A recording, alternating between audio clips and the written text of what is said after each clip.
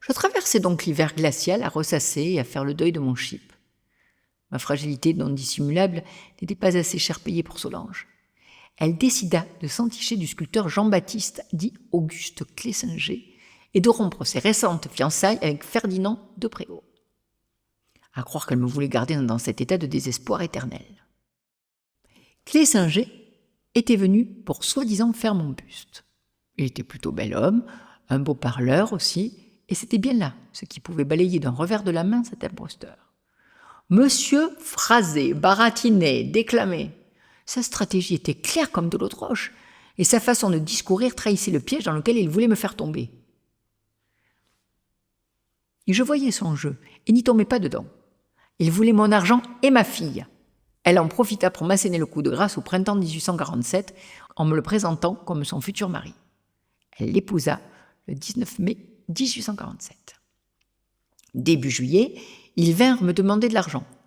Je leur avais pourtant donné en dot, comme il se devait, l'hôtel de Narbonne. Comme cela ne leur suffisait pas. Ils fomentèrent divers plans et tactiques afin d'obtenir l'hypothèque de Nohant. Ce jeu de dupes frisait le harcèlement. Il était hors de question que je leur concède le moindre caprice, la moindre parcelle. Je terminerai là cette histoire. J'appris au printemps 1849 que Chopin allait au plus mal et que Solange était souvent auprès de lui. Il se disait qu'elle lui avait tenu la main durant sa longue agonie des suites de sa tuberculose. Il s'éteignit le 17 octobre 1849. Ses dernières volontés, concernant ses funérailles dont il avait tout orchestré, furent respectées. La messe fut dite à l'église de la Madeleine, toute drapée de noir pour l'occasion le 30 octobre 1849. 3000 personnes y assistèrent. Le requiem de Mozart y fut exécuté ainsi que sa marche funèbre, et deux de ses préludes en si et mi mineur l'accompagnèrent jusqu'à sa dernière demeure au cimetière du Père-Lachaise. Mon cœur n'était plus qu'un cimetière. J'avais perdu mon demi-frère Hippolyte le 23 décembre 1848, puis Marie Dorval le 20 mai 1949, suivi de Chopin le 17 octobre. Ma fille ne me parlait plus.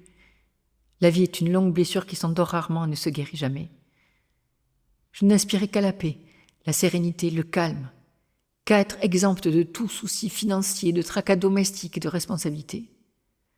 Mon cœur était enfin au repos. Seule la nature, l'écriture et mon bouli. Il était désormais le maître de la maison. Nous étions tous les deux heureux et passionnés de théâtre. Maurice concevait les marionnettes et moi, leur costume et la pièce.